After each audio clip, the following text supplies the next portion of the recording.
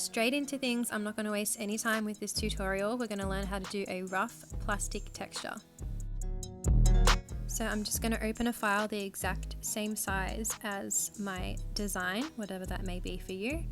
And you want to make sure that your foreground color is white and your background color is black.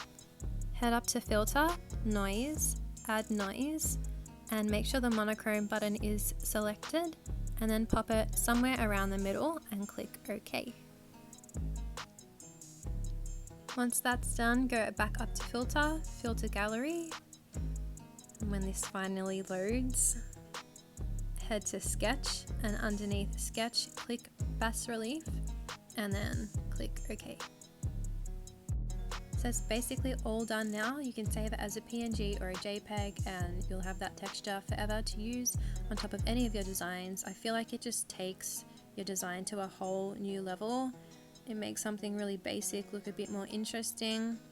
I feel like there's a lot of textures out there that you can buy, but I wanted to do this because I feel like no one wants to spend money on textures, so it's just a really easy way to learn how to do it yourself, and I'm probably going to do more of these soon.